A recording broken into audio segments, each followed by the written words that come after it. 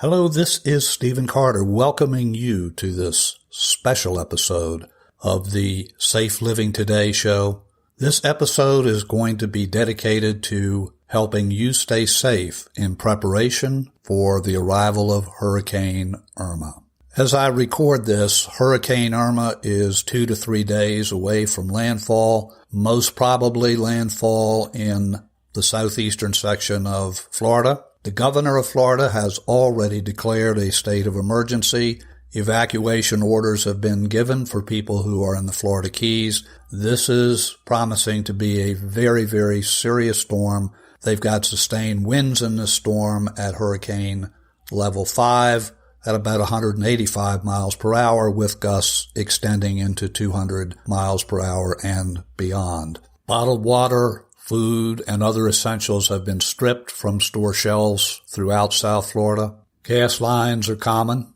With images so fresh in mind of the devastation in Houston and surrounding areas from Hurricane Harvey, people are rightfully taking the threat of Hurricane Irma very, very seriously. Disaster management officials all the way from Florida to Rhode Island are in preparation mode for the arrival of Hurricane Irma. If you live anywhere along the East Coast, I'm recommending that you take action now to stockpile food, water, and other essentials to ride out the storm. You'll find a blog post on our website, safelivingtoday.com, where I list my recommendations for items that I believe are essential for anyone to have to ride out a disaster. Here is the list of the items I recommend that you stockpile. First on the list, enough gallon jugs of water.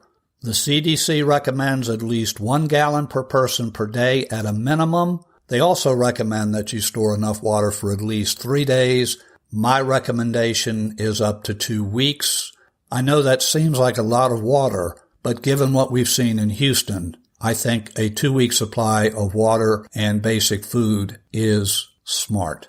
Other items, I suggest you have 2 can openers. Why 2? In case one breaks. Canned and other non-perishable food. You'll want to consider those with special dietary needs.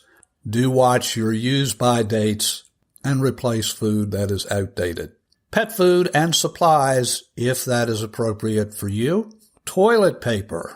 My gracious, we do not want to run short of toilet paper and paper towels. Trash bags. I suggest purchasing a hand-cranked portable radio and flashlight. Battery-operated radios and flashlights are fine, but you'll want to make sure, if they're battery-run, that you have plenty of batteries for the radio or radios. Again, I recommend 2, and flashlights. A nice-to-have item is a Coleman-type camping stove. Not mandatory, but a nice-to-have item. You'll want to make sure you have enough prescription and non-prescription medications.